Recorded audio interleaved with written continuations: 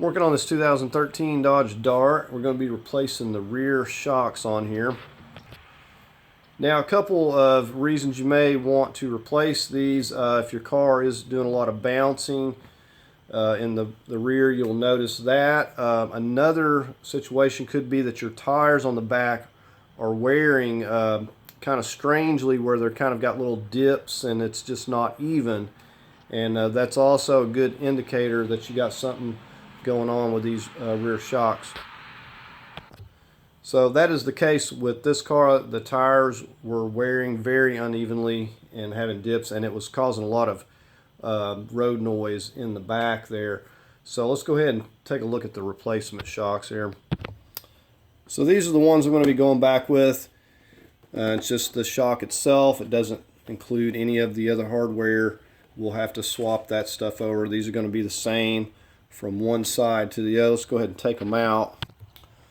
Right, so here we are, and you see that one of these sides has the welded on nut just to keep you from having to hold that while you're bolting it down. So we're going to go ahead and get started here.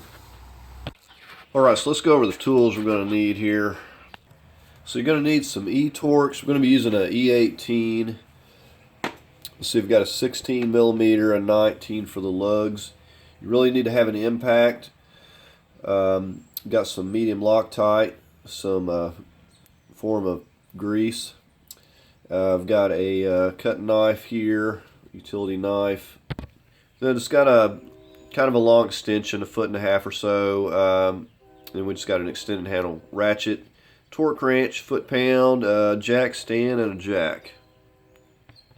Alright, so we got our front tire chocked here. We'll just go ahead and break these loose.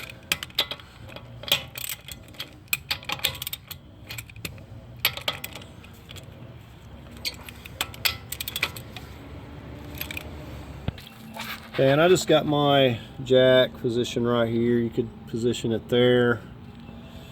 I just got it positioned right here on this spot with a wooden block. Well, let's go ahead and lift it up a little bit here and get our tire off.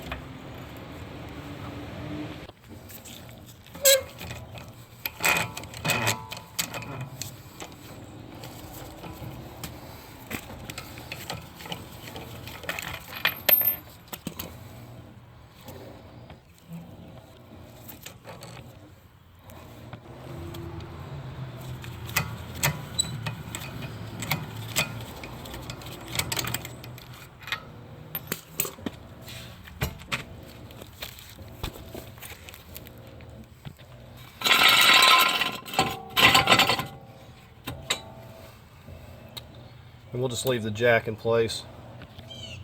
Alright, so we're going to start over here on this E-Torques or E-bolt here. And you'll need some of these if you don't have any. We're going to be using this E18. I've just got an extended handle ratchet here.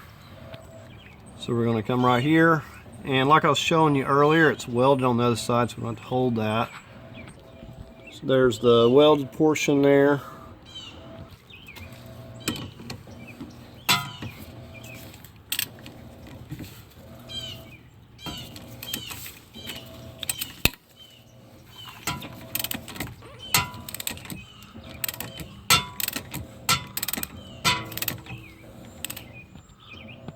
So I put a little bit of an extension on there so I'm not hitting the heat shield here, the dust shield.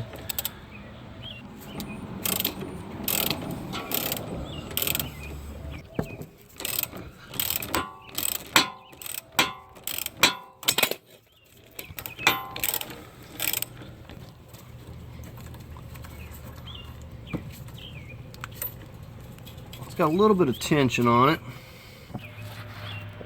Okay, if you don't have an extra jack, you'll want to just leave your jack stands and make sure it's safe, and then use this one because we need to get a little bit of tension off this. I'm just going to push up right here to take the tension off that bolt.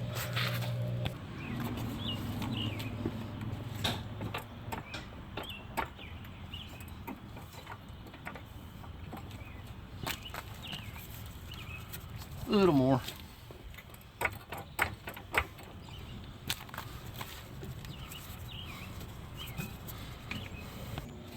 Alright, so once we get enough tension off, we can wiggle this out of here.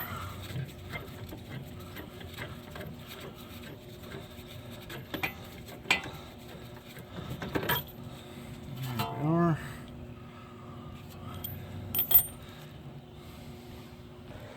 Now we'll just leave that there for a moment. Alright, so the bottom portion is loose. What I'm going to do is come up here. Now you'll notice that when you get up here, this plastic's going to be in your way a little bit. So what you want to do is take you a knife or something and cut this out. This has been cut out from probably the last time someone worked on it. And just get those out of the way. If you don't take that little bit, you won't be able to get to the bolts. And you see all of this that you have to remove. It's got to be unscrewed, unbolted, all these clips that are probably going to break when you take them out. So just way easier to do this, and then if you have to mess with them again, though, you won't have to worry about it. Alright, so now we've got our extension here with our 16, and it's just, we're going to come up here, get a hold of this.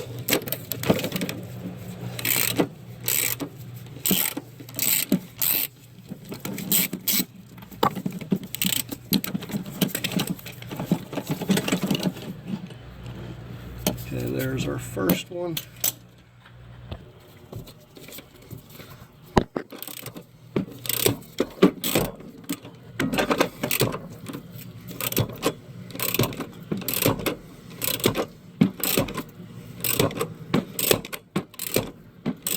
You at least need like probably a 1.5 foot extension.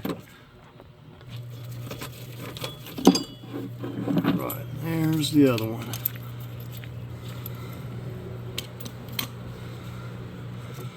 Alright, so we should be able to see if we can have room to get this out. We may have to lower the jack some. Now, because this is so wore out, I can just push this shock up easily.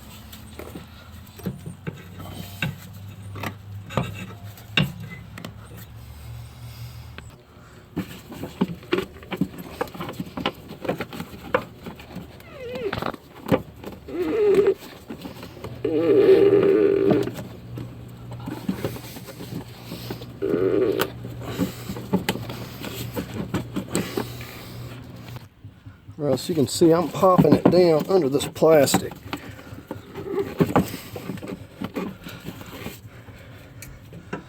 So it will work.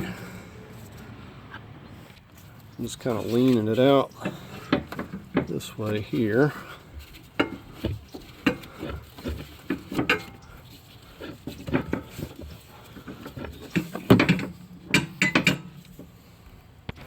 Now it would have been even easier had I lowered the jack, but I don't need to. Well, it looks like these are maybe the original. It's the looks like the Mopar. And just to show you, I'm pushing these in. It's like way too easy.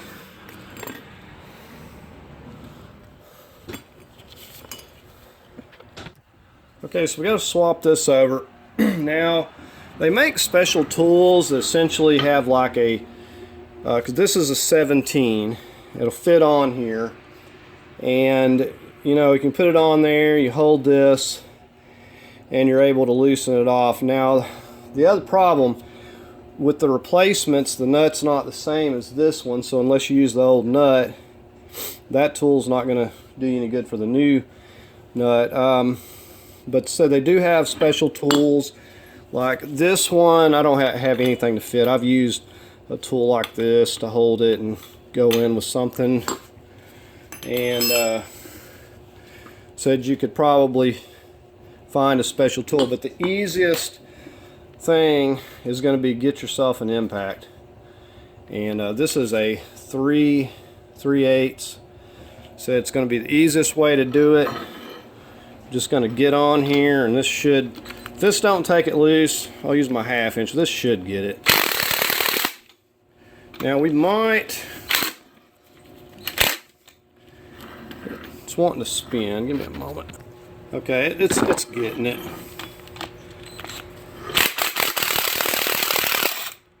It's almost there. Now if it absolutely will not quit spinning on you, you're going to have to hold this shaft down here. Okay, there we go.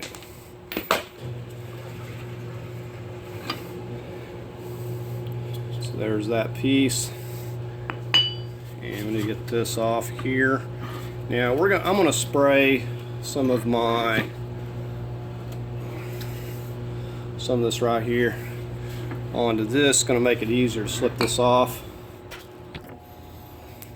So if you can't get it to stop its spinning, you're going to have to hold this shaft here.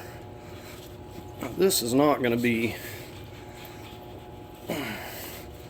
real easy to slip off neither, but we need it. It'd almost be good to take this to the grinder and grind this sucker down, because this is really stuck on there. Alright, I'm moving on to dielectric grease. We're going to try this. If this don't work, we're going to have to pry it off.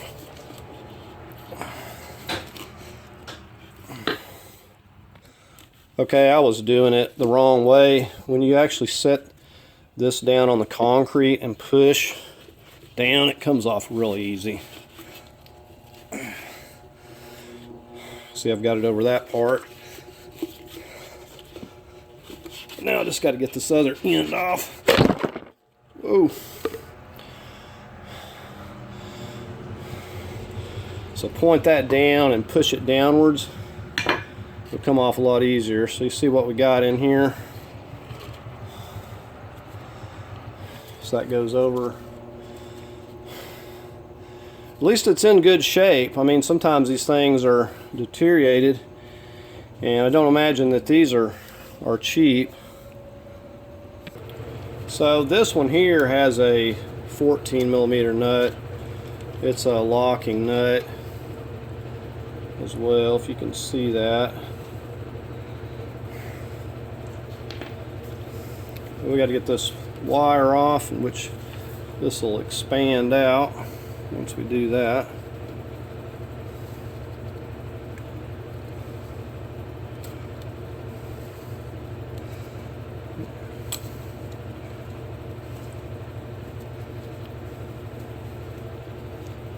Alright. And you'll notice, a big difference. You will not be able to push this in easily.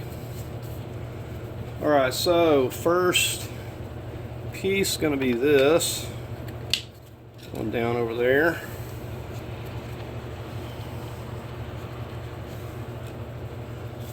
Alright, and we're going to take our grease, put that around this part, because this is where it really likes to be difficult.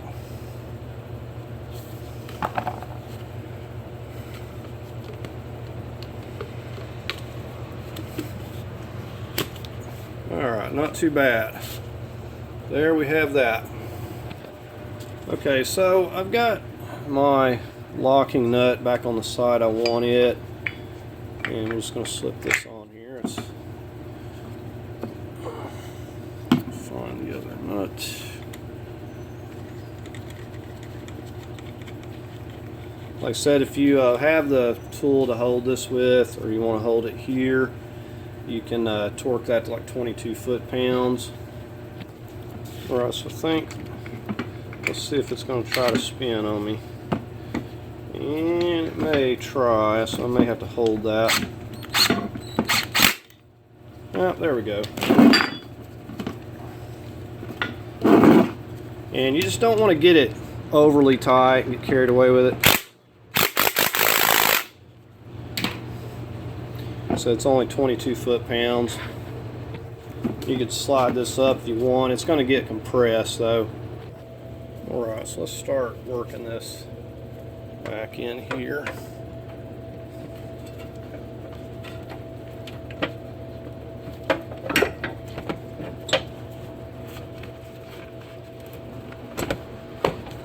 Kind of, my brake line's a little bit in the way. Okay, it's actually easier to come back here, start working it up into place.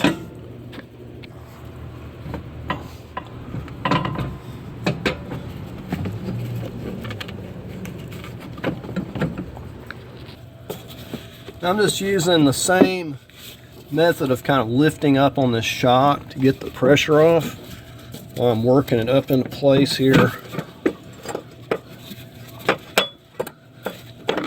Get this set.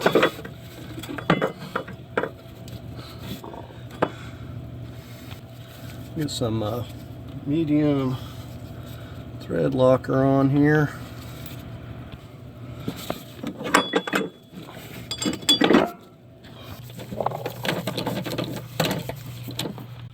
Alright, so I've got those snug down. We'll come back and torque those in a minute.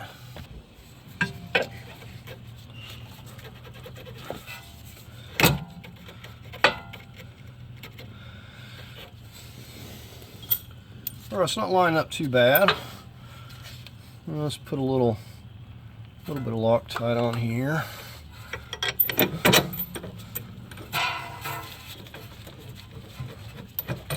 Alright, start threading this in. As you can see, we're coming through that side there just fine.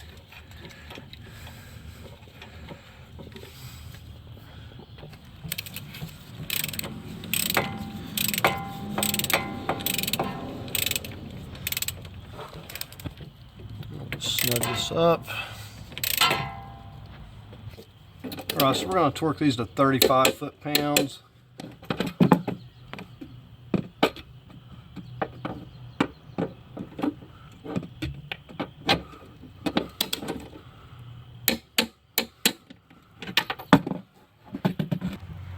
Alright, we're going to tighten this to 72 foot-pounds.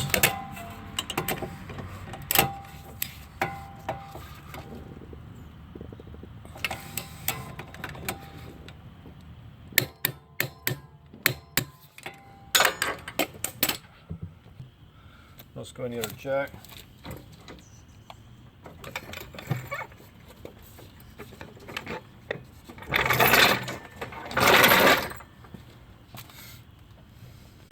Right, so we've got that all in place. And we'll just get on the other side. Go ahead and get this wheel back on.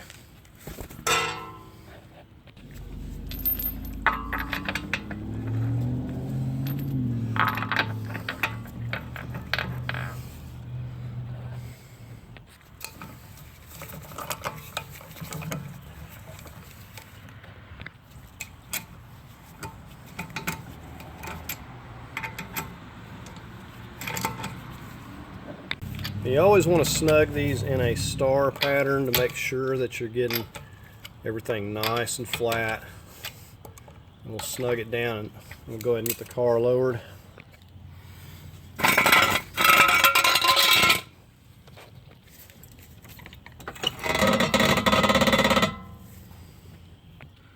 Go ahead and torque this down to 92 foot-pounds.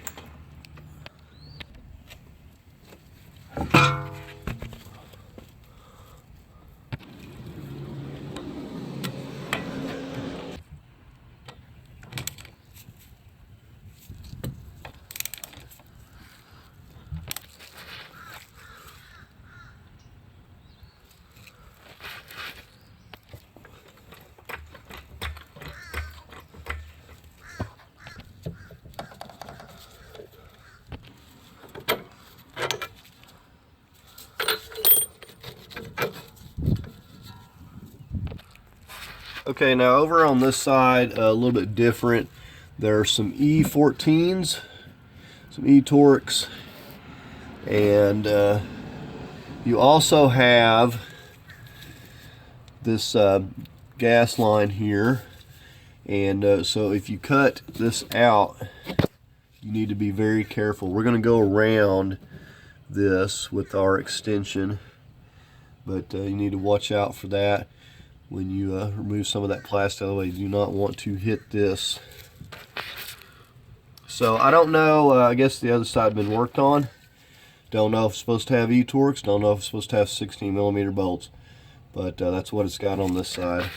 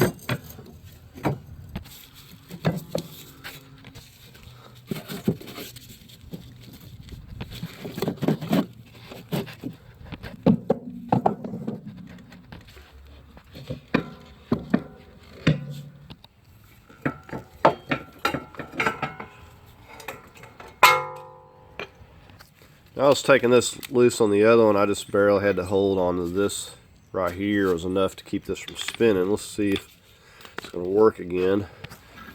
And this was the 17mm, by the way.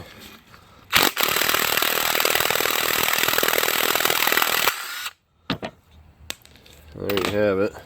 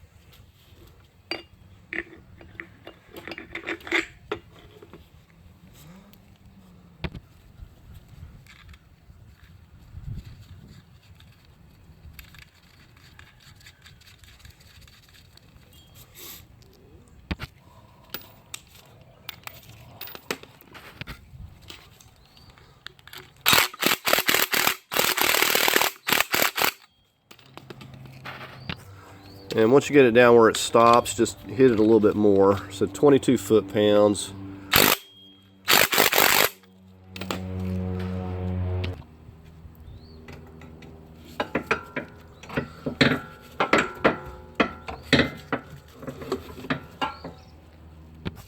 So firstly, taking it down in between this area right here.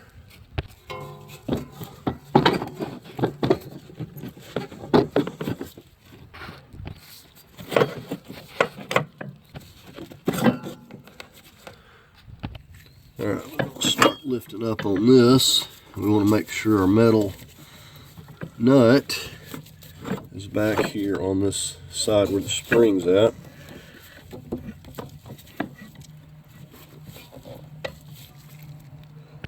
So you're going to have to lift up on the shock, or you're going to have to lower the suspension down a little more.